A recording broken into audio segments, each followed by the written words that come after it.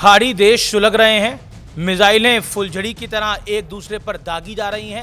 Iran ने कसम खा ली है कि अगर मैं नहीं तो कोई भी नहीं। संयुक्त अरब अमीरात, Saudi Arab, Qatar, Oman, Bahrain, Kuwait, Jordan और इराक, साइप्रस, हर जगह धुआं ही धुआं इस समय नजर आ रहा है। बुर्ज खलीफा तो टारगेट कर दागी गई एक मिसाइल ने उन तमाम लोगों के होश फाख्ता कर दिए जो दुबई को safest place in the world बताकर वहां या तो बस चुके थे या फिर बसने के सपने देख रहे थे।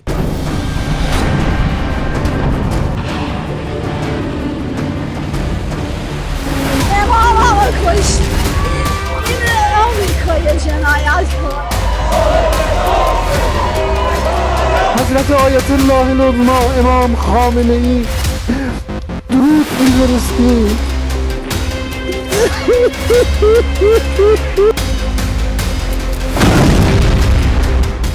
इन सब के बीच भारत में क्या हो रहा है?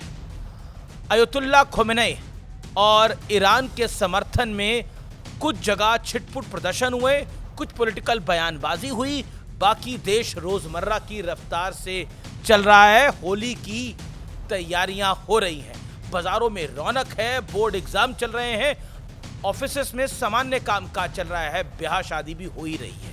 ऐसा ही माहौल भारत में तब भी था जब पाकिस्तान मिसाइल और ड्रोन हमले कर रहा था। हालांकि वो सब चाइनीज निकले। टाएं टाएं फुस पाकिस्तान के हजारों हमलों को भारत के शानदार जानदार एयर डिफेंस सिस्टम ने हवा में ही तहस नहस कर दिया था, जबकि चाइनीज हथियारों के दम पर कूदने वाला पाकिस्तान धुआं धुआं हो गया था। यही हाल ईरान का है। मिसाइलें बिना रोक टोक टारगेट हिट कर रही हैं। ईरान ने भी इजराइल के साथ साथ सारे खाड़ी देशों को दहला रखा है।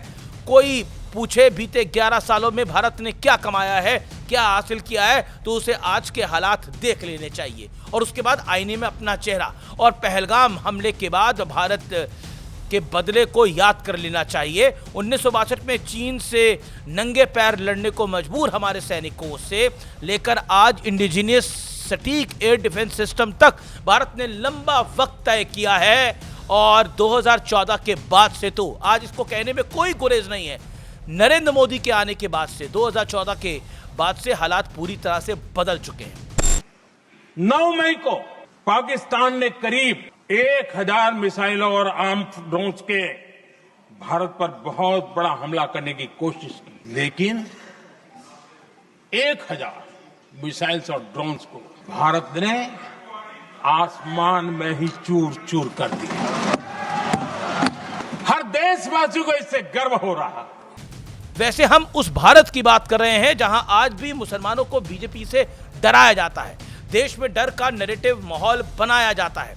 लेकिन आज वही भारत है जहां शिया, सुन्नी, यहूदी, ईसाई और पारसी सब साथ साथ खुशहाली से रह रहे हैं, आगे बढ़ रहे हैं, तरक्की कर रहे हैं। लेकिन दुनिया भर के सारे कथित मुसलमानों के ठेकेदार आपस में भिड़े हुए हैं। मुझे मार्च 2020 का वो दिन याद आता है जब मरहूम अयतुल्ला अली खोमेनी ने एक्स पर एक पोस्ट किया था।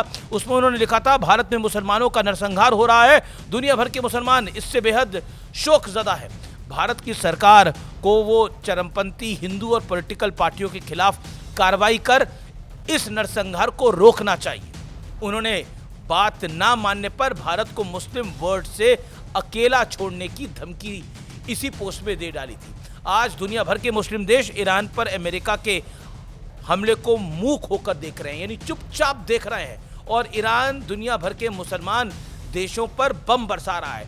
गजब का भाईचारा है जनाब। पाकिस्तान ने यूए के साथ कुछ दिन पहले एक समझौता किया था। यूए पर हमला पाकिस्तान पर हमला माना जाएगा, लेकिन यूए पर ईरान बम बरसा रहा है। न जाने पाकिस्तान उनकी मदद को तो आगे नहीं आया, उल्टे इजराइल को ईरान पर हमले के लिए लानतें दे रहा है। इस भाईचारे को फिर ध्यान से समझिए, क्योंकि इनमें भाई की मात्रा बेहद कम और चारा ज्यादा नजर आता है। समझ गए ना, भाई चारा। ईरान शिया मुस्लिम देश सारे सुन्नी मुस्लिम देशों को निशाना बना रहा है। पाकिस्तान जो यूएई का रक्षक है, उसे यूएई के साथ समझौते के तहत ईरान के खिलाफ होना चाहिए, लेकिन वो इजराइल को बुरा भला कह रहा है। इजराइल और अमेरिका ने ईरान पर हमला किया और पाकिस्तान तो आजकल प्रेसिडेंट ट्रंप के एकदम खासम खास बना हुआ है। यानी भाईचारे की किस चिड़िया का नाम है, इसकी किसी को परवाह नहीं दिख रही है।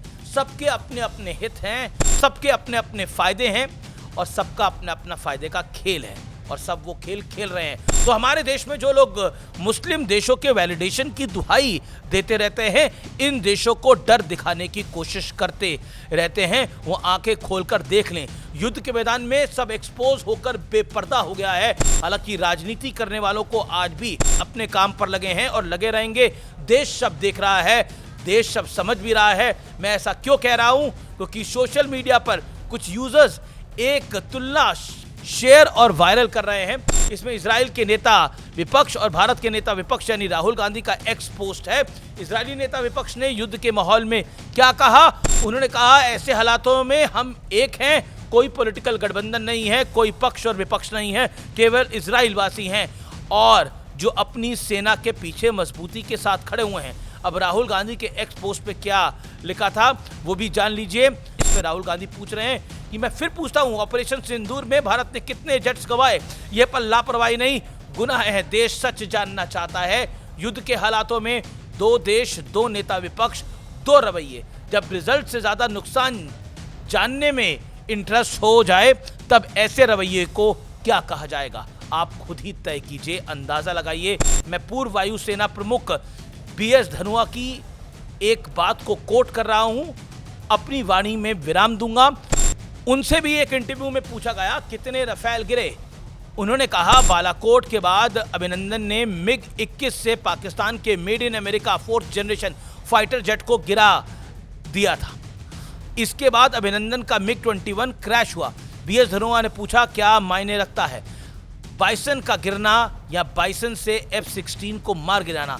इन अ वॉर और a war like situation only one thing matters and that is result of the war. आज के भारत का फोकस सिर्फ और सिर्फ नतीजे पर है। बीते एक दशक में भारत ने यही पाया है, यही कमाया है। मैं पहले भी कह चुका हूं, आज फिर कह रहा हूं, जब तक हिंदू बहुसंख्यक है तभी तक सेकुलरिज्म जिंदा है और तभी तक शांति।